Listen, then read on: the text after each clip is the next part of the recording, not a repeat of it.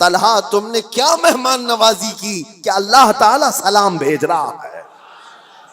کیا مہمان نوازی کی کہ فرشتے اس پر رشک کرتے ہیں؟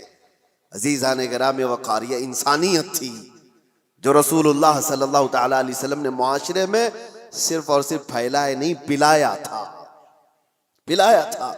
جنگ موتا کا وہ واقعہ اکثر بیان بھی ہوتا ہے کہ ایک جنگ ایسی بھی آئی کہ جس میں ایک صحابی، وہ کہتے ہیں میں زخمیوں کو پانی پلاتا تھا، جو زخم کھا کر کے گر جائے اس کو میں اپنے مشکیزے سے پانی پلاتا۔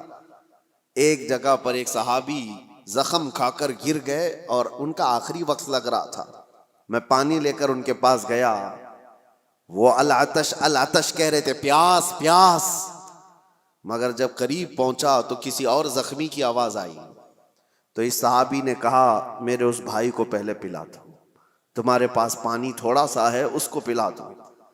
یہ صحابی کہتے ہیں میں دوسرے کے پاس گیا تو ایک تیسرے کی آواز آئی، دوسرے نے بھی کہا کہ جاؤ مجھ سے پہلے اس کو پلا دو۔ تیسرے کے پاس گیا تو وہاں جاتے وقت یہ صحابی کہتے ہیں ان کا انتقال ہو گیا، وہ پی نہ پائے۔ میں پلٹ کر کے آیا کہ ان دونوں کو پلا دوں، تو واپس آ کر دیکھا تو ان دونوں کی بھی جان جا چکی تھی، ایک دوسرے کے لیے انہوں نے پانی تک نہیں پیا۔ یہ معاشرہ تھا اسلام کا، اور رسول اللہ صلی اللہ تعالیٰ علیہ وسلم نے جو انسانیت کے اعلیٰ اقدار اپنے صحابہ میں پیدا کیے تھے۔ میرے عزیزوں، بیان کرنا یہ آسان ہے، اس کو پریکٹیکل اپنی لائف میں لے کے آنے کی کوشش کریں، اپنی زندگیوں میں اس کو لے کر کے آئیں۔ انسانیت وہ نہیں ہے کہ جو آج لوگ سمجھتے ہیں گھر میں کھانا بنا تھا اور اس کے بعد بچ گیا تو ہم دوسروں کا بھی خیال کرتے ہیں۔ تم اپنا کچرا کسی اور میں ڈم کرنا چاہ رہے ہو، خیال نہیں کر رہے ہو۔ خیال اس کو کہتے ہیں کہ جب گرم کھانا بنا ہوا ہو اور پہلے کسی اور کا خیال آ جائے، پہلے کسی فقیر کا خیال آ جائے۔ بچ جانے کے بعد بہت سارے ایسے ہیں۔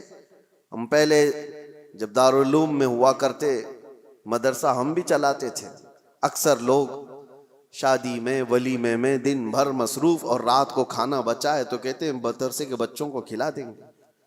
بچوں کو لا کر کے کھلانے کے لیے بڑے بڑے آدھے آدھے دیگ بچے ہوئے لے کر کے آتے ہیں اور پھر وہ اس کو ثواب سمجھتے ہیں۔ ہم نے ان سے کہا تھا یہ مہمانان رسول ہیں جو طلبہ ہیں، جو رسول اللہ صلی اللہ تعالیٰ علیہ وسلم کے مہمان کہلاتے ہیں، دین کا علم حاصل کرنے والے یہ طالب علم، اور تم ان کو اپنے گھر کا بچا ہوا کچرا لا کر ڈم کرنا چاہتے ہو۔ کیا تم سمجھتے ہو اور اس کو نیکی سمجھ رہے ہو اور فخر کر رہے ہو؟ فخر اس وقت ہوتا جب تمہارا کھانا بن کر تیار ہوتا، تمہارے اپنے کھانے سے پہلے مہمانان رسول کا خیال کیا ہوتا کہ ان کا بھی اتنا حصہ ہے اس کے اندر۔ عزیزان گرامی وقار، انسانیت صرف اور صرف اپنی خاطر جینے کا مطلب نہیں ہے۔ انسان جیے تو اللہ تبارک و تعالیٰ کی اس مخلوق کے لیے، اور اسی لیے اللہ کے حبیب صلی اللہ تعالیٰ علیہ وسلم کی وہ حدیث میں آپ کو سنا دوں تاکہ زندگی جینے کا آپ کو سلیقہ ملے۔ حضور اکرم صلی اللہ تعالیٰ علیہ وسلم فرماتے ہیں من نفس کربت اخیہ نفس اللہ کربتہ یوم القیامہ، جس نے اپنے کسی بھائی کی کسی ایک تکلیف کو آسان کر دیا، کسی تکلیف میں پھنسا ہوا تھا، وہ کسی دشواری میں ملوث تھا، آپ نے اپنی محنت سے اپنے کسی بھائی کی تکلیف کو آسان کیا، میرے آقا فرماتے ہیں قیامت کے دن اس کی تکلیفوں کو اللہ آسان کر دے گا۔ اور کیا چاہیے، اور کیا چاہیے؟ آخرت میں اگر ہماری تکلیفیں کھل جاتی ہوں، اس سے بڑا آپ کو اجر کیا چاہیے؟ وہاں کے حالات تو ایسے ہیں کہ بڑے بڑے لوگ ڈرے ہوئے ہوں گے، پتہ نہیں چلتا کہ نمازیں بخشوا لیں گی یا زکوٰۃ یا حج، یا پھر یہ بھی نہیں پتہ چلتا کہ سب میں پکڑے جائیں گے۔ اسی لیے آخرت کے لیے اگر اللہ کے نبی نے یہ وعدہ فرمایا ہے تو یہ بہت بڑی چیز ہے میرے عزیزوں۔ راستے سے تکلیف دہ چیز کو ہٹانا، حضور فرماتے ہیں اماطۃ الاذی عن الطریق صدقۃ، راستے سے تکلیف دینے والی کسی چیز کو اٹھا دینا ایک صدقے کا ثواب ہے، ایک صدقے کا ثواب ہے۔ میں نے پڑھا تھا، ایک بزرگ تھے، آپ کو حیرت ہوگی سن کر کے، پہاڑ کے اوپر انہوں نے 60 سال زندگی گزاری. 60 سال کس کام کے لیے جانتے ہیں آپ سوچتے ہوں گے گوشہ نشین اکثر جو بڑے بزرگان دین کا سنتے ہیں ہم کہ وہ عبادت کے لیے مخلوق سے دور چلے جاتے ہیں. نہیں، اس بزرگ کی حیرت کی بات ہے، وہ 60 سال تک پہاڑ کے اوپر ایک راستے پر زندگی گزارتے رہے. کس لیے؟ ان سے کسی نے پوچھا تھا پہاڑوں پر جو راستہ ہو کر گزرتا ہے، گھوڑے دوڑتے ہوئے آتے تھے، تو اکثر آپ نے دیکھا ہوگا آج بھی جو پہاڑوں کے راستے ہوتے ہیں، گھاٹی کے راستے جن کو کہتے ہیں، بہت اس کے اندر ٹرن ہوتے ہیں، وہ سیدھے راستے ہوتے نہیں ہیں، بہت زیادہ اس کے اندر پیچ ہوتے ہیں. وہ بزرگ ایک ایسی جگہ پر اپنی جھوپڑی لگائے ہوئے تھے جس کے پیچھے پوری کھائی تھی اور سامنے سے راستہ تھا، اور وہ ایک ڈینجر جگہ تھی.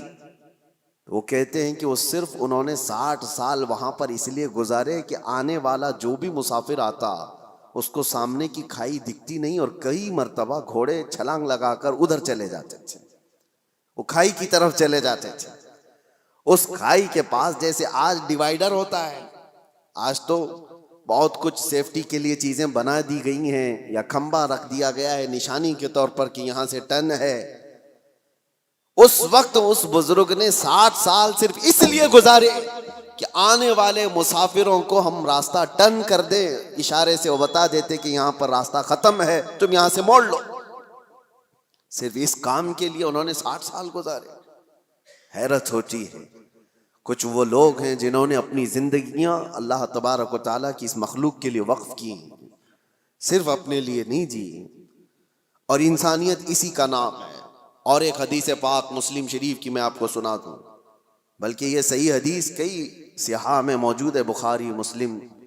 اللہ کے نبی صلی اللہ تعالی علیہ وسلم ارشاد فرماتے ہیں المسلم من سلم المسلمون من لسانہ ویدہ، مسلمان تو وہ ہے جس کی زبان سے اور جس کے ہاتھ سے دوسرے لوگ محفوظ رہیں. وہی مسلمان ہے جس کی زبان سے اور جس کے ہاتھ سے دوسرے مسلمان محفوظ رہیں. اور جو دوسروں کی ٹانگ کھینچنے میں اپنی زندگی گزار دیتا ہو تو اسے اپنے آپ کا احتساب کرنا چاہیے، وہ مسلمان ہے یا نہیں. لوگوں نے آج کیا سمجھ لیا ہے دین کو؟ دین کا مطلب داڑھی رکھ لینا اور ٹوپی پہننا اور جبہ پہننا، مسجدوں میں نظر آنا. میں آپ کو بتاتا ہوں دین کے اگر 2 حصے کیے جائیں نا، عبادات اور معاملات. عبادات نماز ہے، روزہ ہے، حج ہے، زکوٰۃ ہے، تسبیح و تحلیل، خیرات، یہ ساری چیزیں عبادات میں آ گئی. عبادات کا کتنا % دین میں ہے؟ اور معاملات میں کیا کیا آ گیا؟ معاملات میں سارے حقوق، ماں باپ کے حقوق، بھائیوں کے حقوق، بہنوں کے حقوق، اولاد کے رائٹس، پڑوسیوں کے رائٹس، استاد شاگرد کے، مالک آقا کے، غلام آقا کے، یہ سارے حقوق، بیوی کے حقوق، شوہر کے حقوق، طلاق، عدت، نکاح، خرید و فروخت، بازاروں کے حقوق، یہ سب چیزیں معاملات میں آ گئے. ایک حصہ ہے دین کا عبادات اور ایک حصہ ہے معاملات. معاملات اور عبادات دین میں کتنے % ہیں آپ کو پتا ہے؟ عبادات کل ملا کر کے 25% ہے اور معاملات 75% ہے. دین میں معاملات 75% ہے اور عبادات 25% ہے. اور آج لوگ کیا سمجھتے ہیں؟ جو عبادات میں بہت نظر آتا ہے ارے وہ دیندار آدمی ہے، نمازوں میں، اس کی داڑھی میں، اس کی ٹوپی میں نظر آتا ہے تو وہ دیندار ہے. میاں وہ تو صرف 25% کا دیندار ہے. اصل دیندار وہ ہے جو معاملات میں اچھا ہے، معاملات میں پکا ہے. یہاں نمازیں بھی پڑھتا ہے اور لوگوں کو دھوکے بھی دیتا ہے. کچھ لوگوں نے داڑھی صرف اس لیے رکھی کہ لوگوں کو ٹوپی پہنائے، لوگوں کو دھوکہ دے. یہ انسانیت نہیں ہے میرے عزیزو، وہ غدار ہے. اور لوگ جو یہ سمجھتے ہیں کہ لوگ داڑھی والے دھوکہ دیتے ہیں، ایسا نہیں ہے. داڑھی والے نہیں دھوکہ دیتے، دھوکہ دینے والا داڑھی رکھ لیتا ہے. داڑھی والے چور نہیں ہوتے بلکہ چور داڑھی رکھ لیتا ہے تاکہ وہ اپنی چوری کو آسانی سے نبھا سکے. اس بات کو، فرق کو اب سمجھا کریں. اور جس نے اس چیز کو استعمال کیا وہ دنیا میں بھی خائب و خاسر ہے، آخرت میں بھی بہت ذلیل اور